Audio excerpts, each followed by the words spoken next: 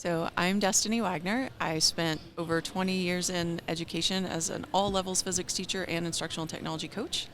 I am the teacher that walked away due to burnout. Oh. And okay. Chris and I started EdTech Nerds to see how we can help teachers not face that same fate. All right. And I'm Chris Thurston. I have been in education technology since 1999.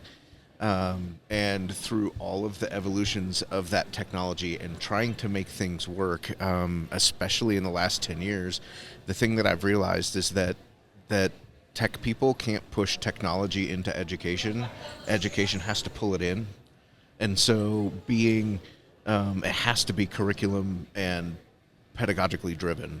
And so, but doing it that way and taking that mindful approach and being very careful about what you select for your technology in your classroom really helps reduce that burnout. And so my role with EdTech Nerds is I got tired of losing the teachers that I invest so much time in and getting them the tools that they need and helping them out and training them up, and then they get burned out and go away. And not only do they leave and go to another school, they leave the profession. And so that part really hurts and it makes it difficult. So that's what we're here to help with. To help alleviate. Yeah. Yeah. I mean, there's no other word that I could think of that it sucks. Yes. It really sucks for all parties involved. Yeah. Yeah. So you left the classroom because of burnout. Yes. Was there a straw that broke the camel's back that you're comfortable sharing, or was it just compounded after quite some time where you just said, I can't do this anymore? A lot of it was doing the dual role of classroom teacher and technology coach. And not having the time to satisfy both. I felt like I was being a constant disappointment and couldn't really serve either party as well as I wanted to my abilities, and asking for help and finally not getting it. And I could just tell it was taking a toll on my health. And I had to step away. All right. Well, good for you for recognizing that.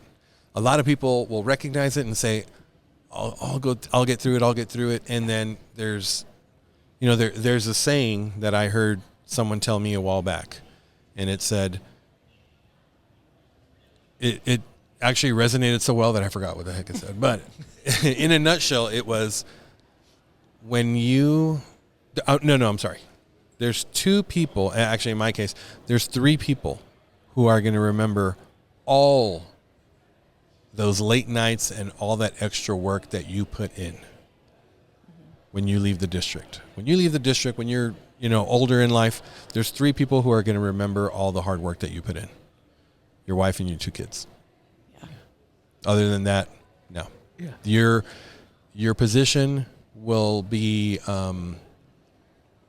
open. Your position will be open for applicants before your obituary is written. Yeah. That's something that you have to keep reminding yourself of. Nobody gets a medal for being the last car in the parking lot. Oh. That's a thing of beauty right there. I like that. Yeah, nobody gets a medal for being the last car in the parking lot. Yeah, you're not going to get an award. You're not going to get, last person to leave, first one here. No, that's not what we should be recognizing. We should be recognizing the work that people are putting in during those required times and hours and things like that. Right. Now, we're talking about, being a little bit more mindful in what we do. Let's talk about that book you got in front of you. So... The Daily Planner for the Mindful Teacher. Yes. And this is a product of you guys, EdTech Nerds. It is. So we spent a lot of time thinking about what had helped us and what we wish we had had. It went through several revisions, giving it out to people when we spoke at conferences, saying, we're working on this planner, take a digital copy, try it out, tell us what you like, give us feedback. And that process was over a year, hearing from teachers on what they needed and what they wish they had that would actually help them. So after all those revisions, this ended up being our final copy, and it's meant to be more of a personal development planner. So you're not going to have room in there for your lesson plans or anything like that. Got it. It's about you, the teacher, and how you can set those boundaries and still have a life outside of the classroom so that you don't reach that point where you need to walk away. Okay. How do you find that balance?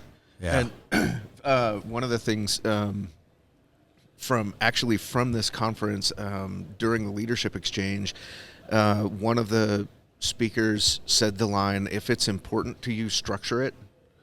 And so you should be important to yourself, and your day should be important to you. And so this is designed to give you a little bit of structure to your day that can be really chaotic. Like K through 12 education is like really kind of operates from interruption to interruption. And so it gets really hard to plan, especially in my role, like as support personnel, it's really hard. And so to be able to sit down in the morning and plan out and remember what your goals are and write them down again and build some structure into your day, whether it's a little bit of time blocking or just remembering what your goals are or who your touch points are and who you need to back up and who you need to back you up, and being able to organize all of that stuff in your head so that as you go through the day, even through all of the interruptions and things, you still have a mindset that takes you in those directions. And what it does is it feeds your reticular activator, that thing in your brain, like when you buy a new car and then all of a sudden you see that model everywhere on the road. That's your reticular activator. And so I have never in my life heard that term. Yeah. Reticular activator? Yeah. It's that subconscious voice that's like, hey, that thing that was important to you, there it is. So by taking note of those goals and the things that are important to you, that part of your brain looks for those opportunities for you while your conscious brain is, dealing with all the ands and the one mores. Yeah. So when opportunity knocks, that reticular activator is the one that recognizes it and knows that it's an opportunity for you to move towards the things that you're trying to. The thing on that checklist, right. Basically. And then at the end of the day, there's a reflection piece for each day in the planner that lets you take 10, 15, 20 minutes at the end of the day and look back and see, I was able to check off these boxes and I was able to talk to this person and I was able to do, I was able to make this change here or do whatever and get towards my goals that I'm looking at. And so you have a daily planning and reflection, and then you have then you have a weekend, and then you have, which has like a weekly review and a kind of a weekly refresher, and then a monthly planner that gives you a monthly reflection at the end of the month and then lets you set up your long-term goals for the next month. So. Okay. How long did this, I know you said it took a year just to revise it, to get feedback from people, right? How long did it take you guys to come up, let's go from inception to first manuscript. What would you say the timeline was for that? For me, when I started using planners and seeing the value in my own life was probably 2019. Okay. Right before pandemic. Yeah. And noticing the difference in my own life and my productivity when I didn't take the time to do that.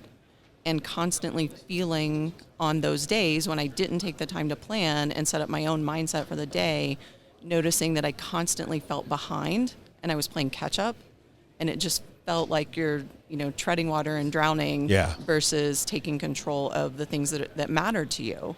So naming what matters and knowing what that is and anticipating potential problems. So, in that morning section that Chris mentioned, it's, do you have any issues you think that might come up today, and how would your best self deal with that? Okay.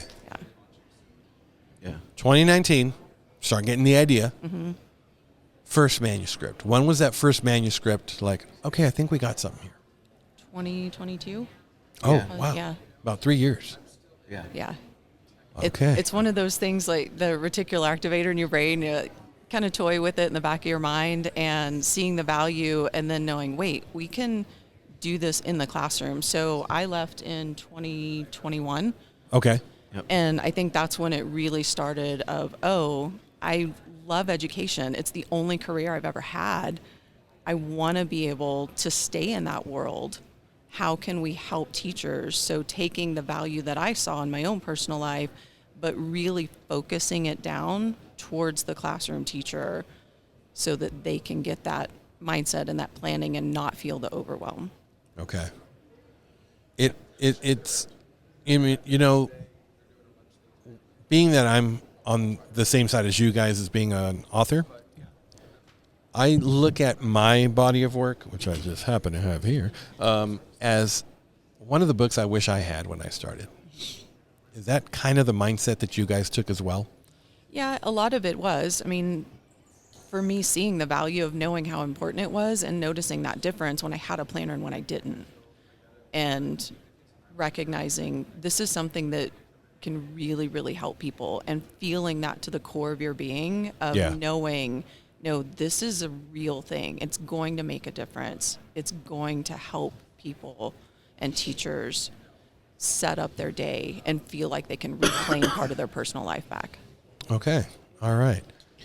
And like for me, that's like the days when I do a planner versus the days when I don't, I can definitely feel the difference in the day.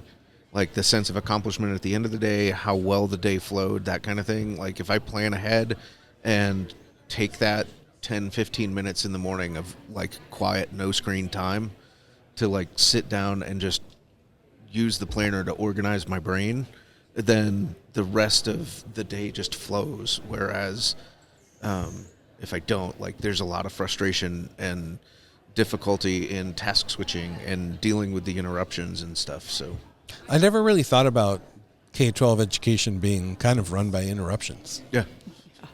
It's an email, it's a Teams message, it's a Google Meet message or something. It's an announcement over the PA. announcement over the PA. It's a fire Parent drill, emails. an assembly. Yep. It's nothing but interruptions. Yeah. Wow.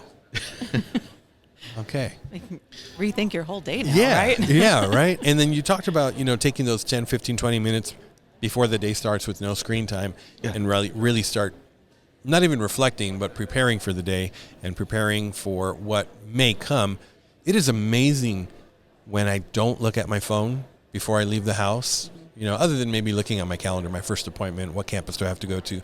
But other than that, not checking email, not checking social media, not checking news. Man, the news can really just put a damper on the day before I even hit the door. Yeah. So I'm assuming that this is to help prepare our teachers for getting ready for the day, reflecting on the day, and how you're going to tackle things as they come. Yep. Yeah. And I had an incident where an assistant principal had come up to me as soon as I rounded the corner one morning. All my stuff's still on. I hadn't made it to my room yet. And, you know, you see that beeline and you're like, oh, what'd I do? And so he walks up to me. He said, "Did you get that thing done?"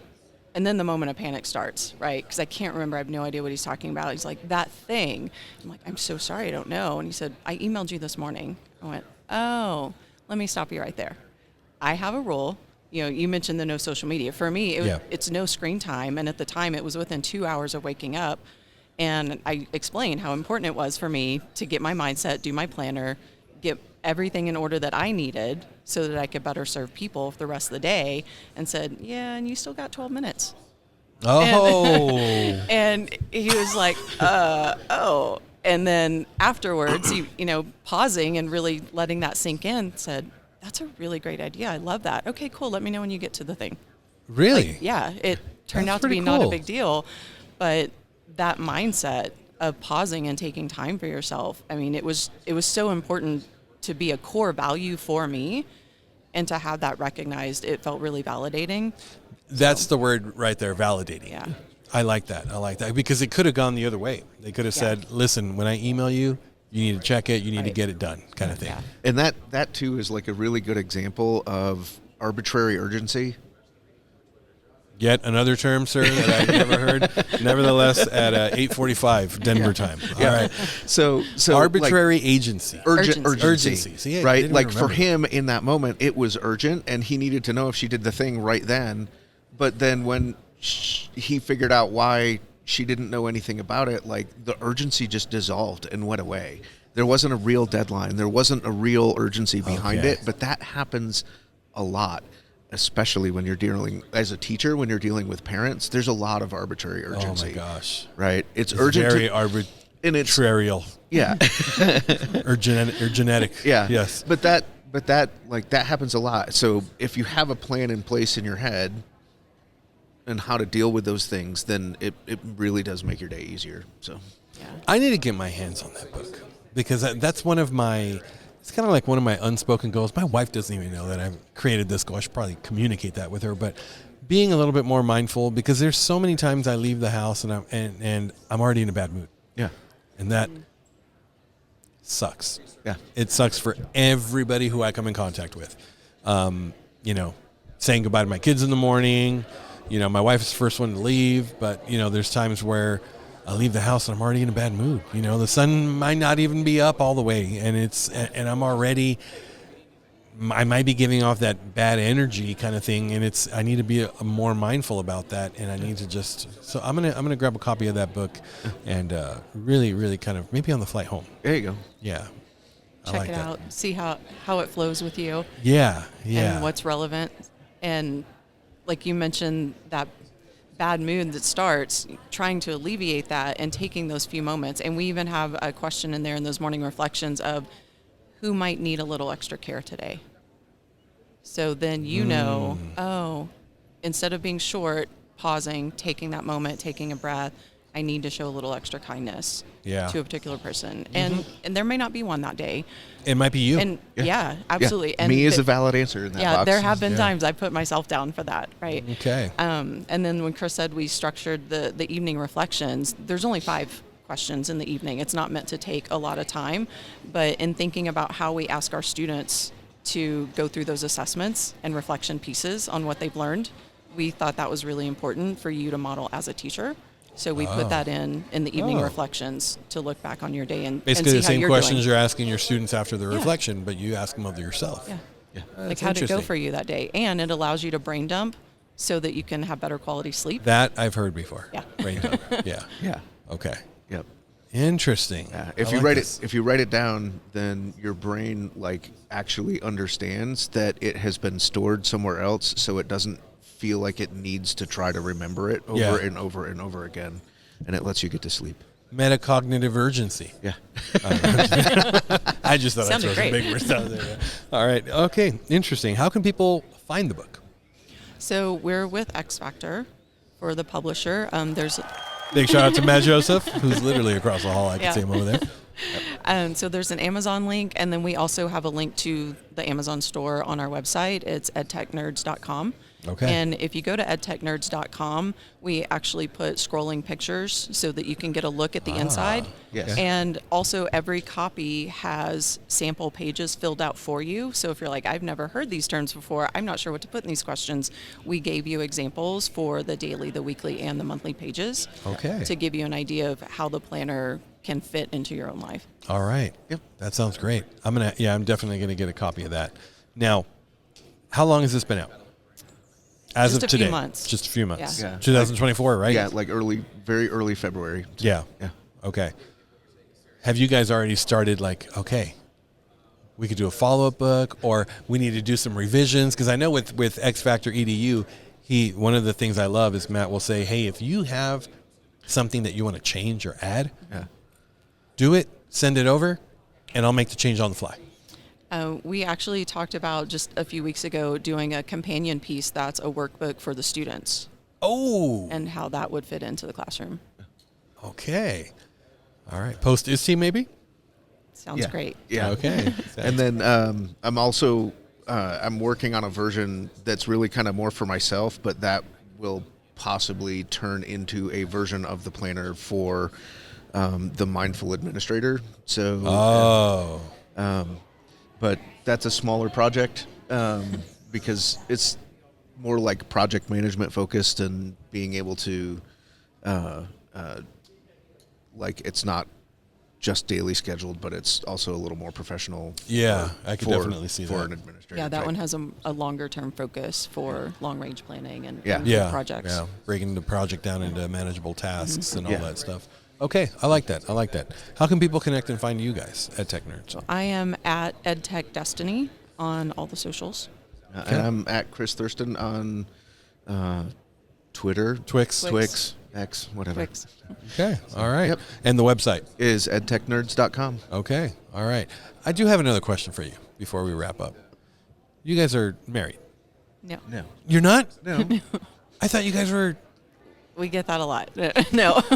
Well, then scrap that question. Okay. He's my best friend, though. So, Okay. All right. Were you going to ask a food question? No, I wasn't going to ask. Okay. No, that's coming next. But I was going to ask if you guys were indeed a couple, how difficult it was to agree on.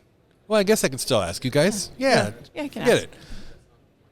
Did you guys hit any bumps in the road as to, no, I think it should be this. No, I think it should be this. Let's focus on that. I don't think so. Like, Okay. over the years, we've discovered that our brains work very similarly, and the pieces that we're missing complement each other really well. Nice. Yeah. Nice. And also, I am not a classroom teacher, and this is built for classroom teachers. She has 20 years of experience in the classroom. So I know how to defer on the things that I don't know about. I like that. So it sounds like it works very well. Yeah. All right. Sounds good. Sounds good.